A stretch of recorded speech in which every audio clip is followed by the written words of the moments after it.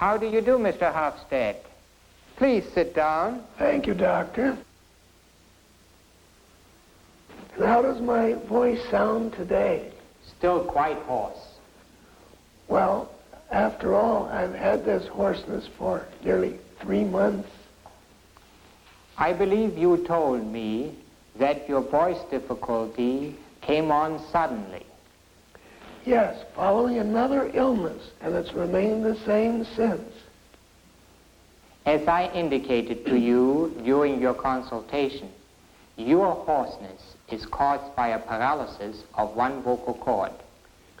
And today we're going to explore the matter further. Yes. If you'll step into our laboratory, I will show you. I believe you know our director. Yes, we met in the voice laboratory. Yes, it's good to see you again. Thank you. And here is the equipment we are going to use for your examination.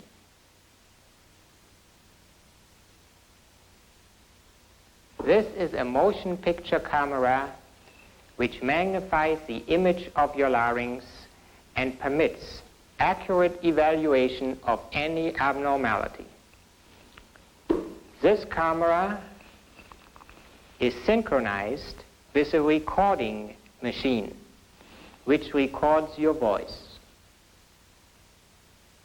And this box contains an ultra-high-speed camera of this type. We have hidden our camera in this insulated housing to eliminate the noise from its 2 motors during such high speeds.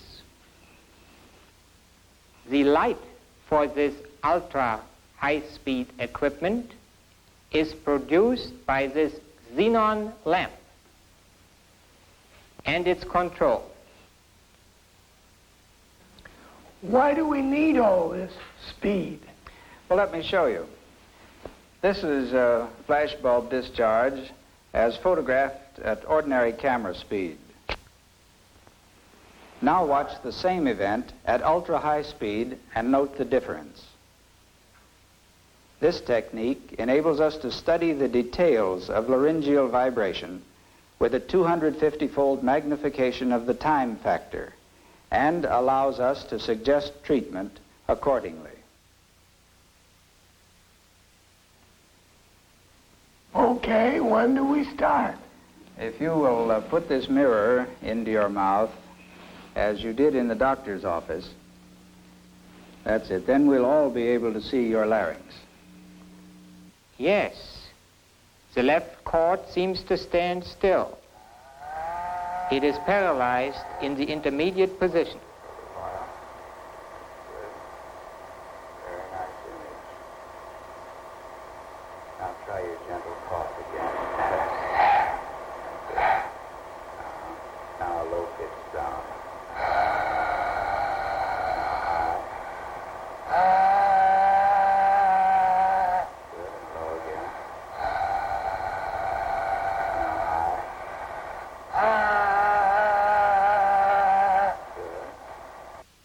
And now at ultra-high speed.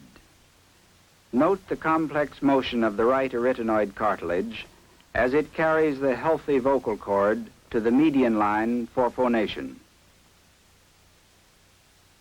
As the vocal cords vibrate in the production of sound, we realize that the customary laryngoscopic examination creates a faulty impression. The ultra-high-speed camera affords a true picture of the vibratory motion. The paralyzed cord does move. Compare the vibratory cycle with that of the healthy cord and note the deviations from the normal pattern. Observe the vigorous motion of the ventricular fold on the healthy side, and also the space between the cords during the period of approximation, which is responsible for the breathy character of this voice. Now let us see what happens in a bilateral abductor paralysis of the vocal cords.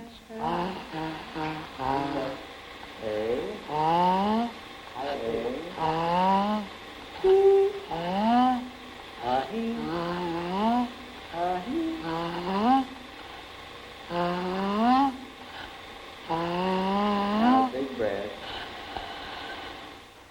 This patient has had 2 operations for the removal of a thyroid tumor, during which the recurrent laryngeal nerves were injured.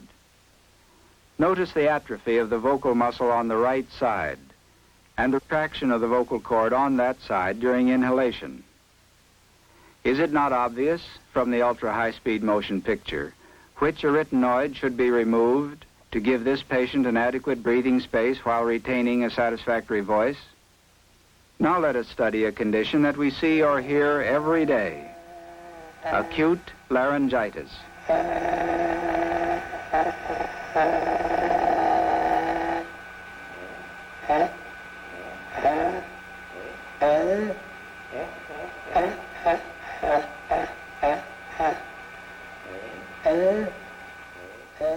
While the underlying pathology in this instance is a common inflammation, this patient has developed an unusual compensation for his vocal handicap: ventricular vibration.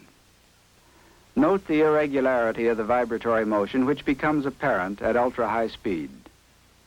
It is obvious that this patient, who depends upon his voice for his livelihood, developed a perverse mechanism to produce sound.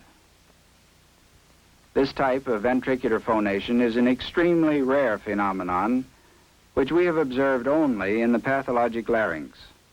It must not be confused with the harsh voice of dicrotic dysphonia, which represents a physiologic adaptation of the normal larynx to environmental stress.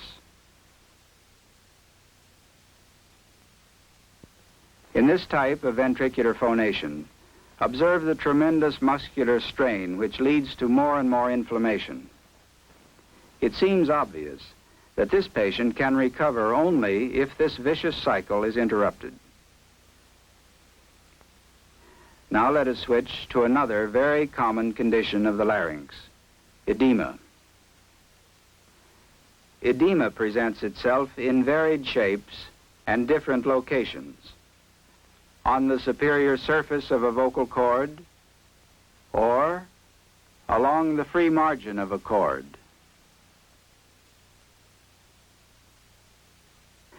Notice the rigidity of the involved cord during the vibratory motions.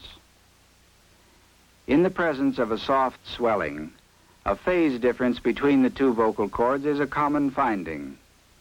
This phase shift often continues throughout the period of approximation, with additional abrasion or irritation of the compressed tissue. Many other interesting phenomena can be observed on further study, but the scope of this film restricts our comments.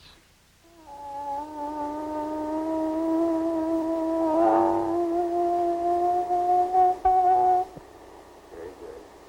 Now, try sliding up the scale again.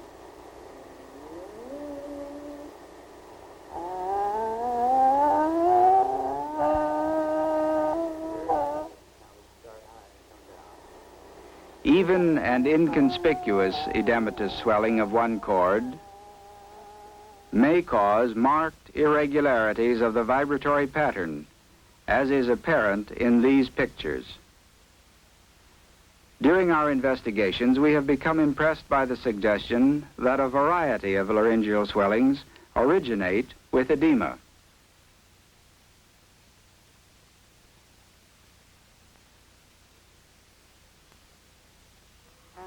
Here is an example of vocal nodules.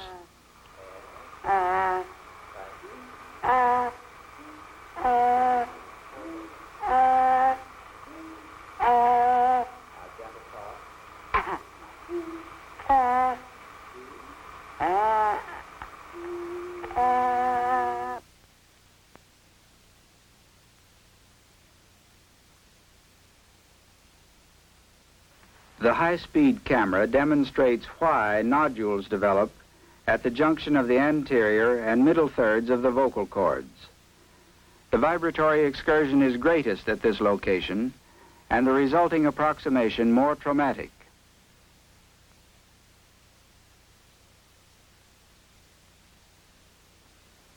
Observe how the soft nodules cling together as the cords separate in abduction. The flaccidity of the cords at rest reveals the edematous structure of the nodules.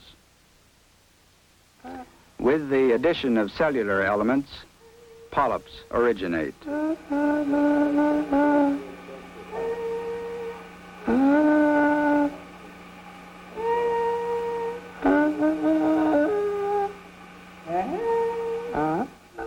Observe the rigidity of the involved cord and the relative fixation of the overlying mucous membrane.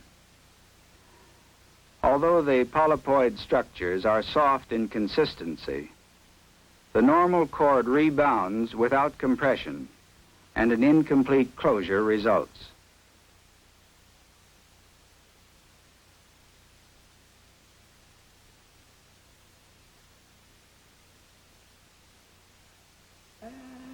It is not uncommon to find polyps on both vocal cords.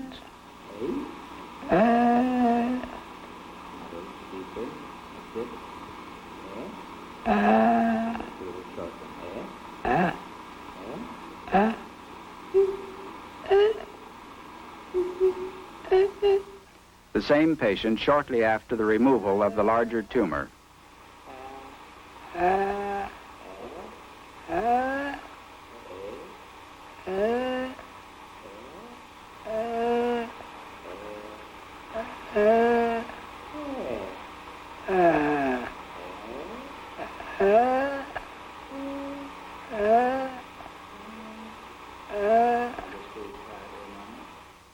In slow motion, observe the close approximation of the cords during vibration.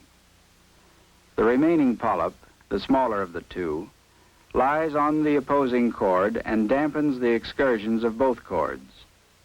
A small opening persists anteriorly throughout the vibratory cycle, indicating the slight glottic protrusion of the remaining lesion.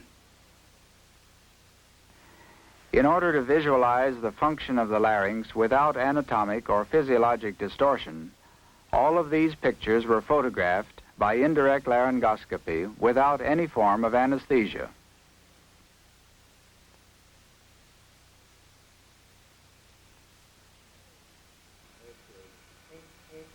Another common benign tumor of the larynx is papilloma.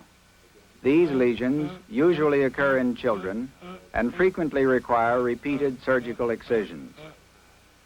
This patient developed vocal symptoms over a period of 18 months, during which he subjected his larynx to extensive vocal strain.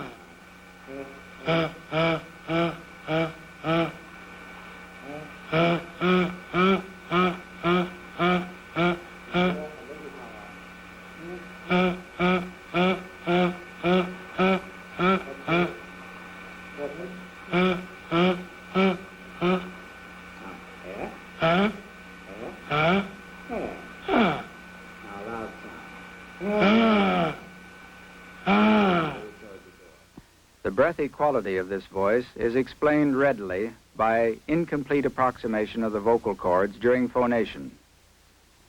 Notice the flexibility of the right cord and its adaptation to the protruding tumor on the opposite cord. The large posterior mass lies above the glottis and therefore has little influence on the glottal aperture or the vibratory motion of the better cord. While the factors of light and speed limit the depth of the photographic field, these ultra-high-speed films permit accurate measurement of vibratory details for research purposes. Almost any benign tumor may be found in the larynx. Here is an example of a cyst.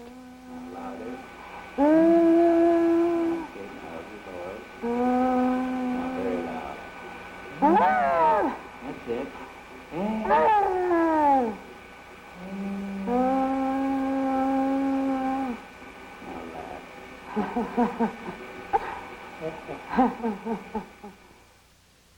These ultra-slow motion pictures demonstrate again how a circumscribed tumor of the vocal cord limits the excursions and the mucosal undulations of the entire cord.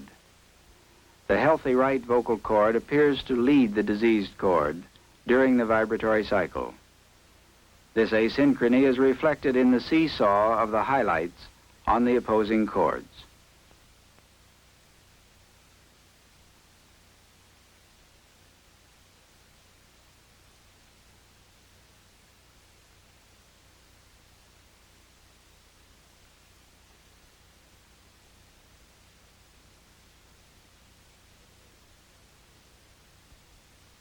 Several months after removal of the tumor, the vibratory pattern has returned to normal. These pictures indicate the importance of precision surgery in the removal of benign lesions from the vibrating margins of the vocal cords.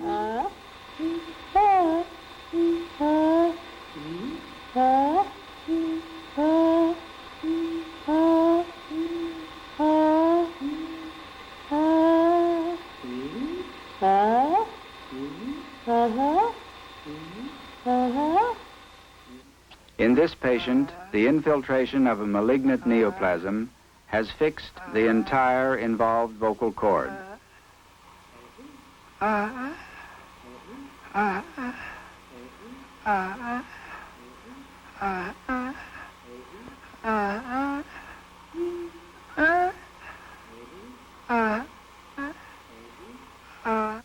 This cancer was treated by external radiation. 10 weeks after completion of the radiation, the malignant tumor has apparently disappeared, but a marked hoarseness persists.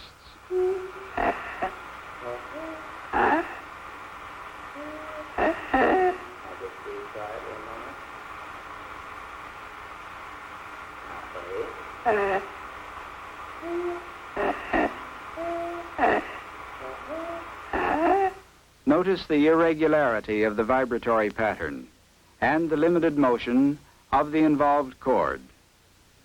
Whether these observations indicate post-radiation fibrosis or the persistence of malignant infiltration, only continued observation will reveal. In contrast to all the previous cases, this patient presents a swelling and discoloration of the entire left larynx, vocal cord, ventricle, and ventricular fold. Does this appearance signify a deep-seated neoplasm, edema, or a degenerative process? Our high-speed camera presents the answer. These pictures clearly indicate an atrophy of the muscular elements in the left vocal cord. Watch the phase difference of the two cords, with the healthy cord dictating the motions of its diseased mate.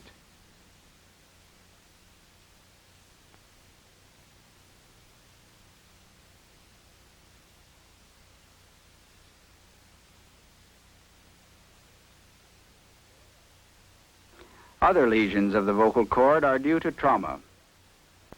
This contact ulcer at the right vocal process followed vigorous vocal activity. Occasionally, both vocal cords are traumatized by the grinding motion of the arytenoid cartilages during phonation. Notice the granulation tissue in the craters of the two opposing contact ulcers, and compare this picture with that of an intubation granuloma. This tumor followed intubation anesthesia during a long and difficult operation. Observe the movement of the tumor during inhalation and exhalation. The voice is not greatly affected because the granuloma lies below the glottis during phonation. Our ultra-high-speed camera confirms the normal vibratory patterns in the presence of this laryngeal tumor.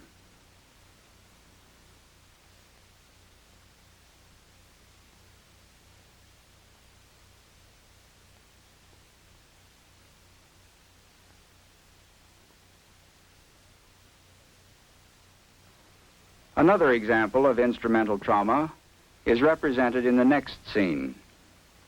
In this young man, the simultaneous removal of papillomata from the anterior portions of both vocal cords resulted in a web with marked voice changes.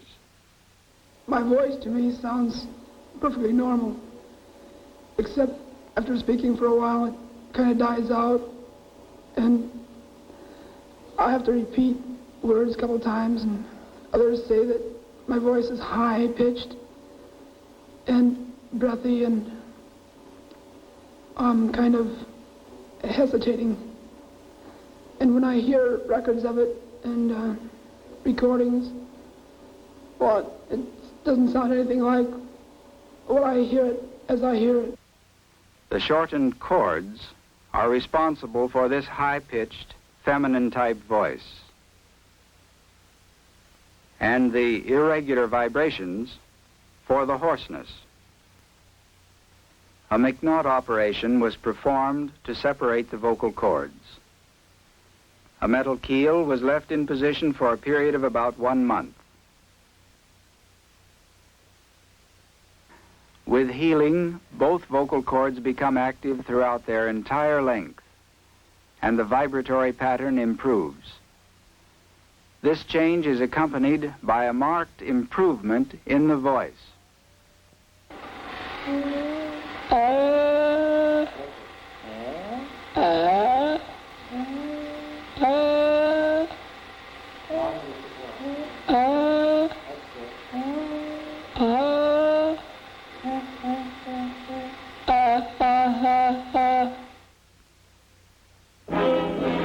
Laryngeal inflammation. Laryngeal paralysis. Laryngeal trauma. Laryngeal neoplasm. In these and other laryngeal pathologies, ultra-high-speed photography reveals new clues regarding the fundamental physiology of the larynx and offers new hope for the restoration of voice.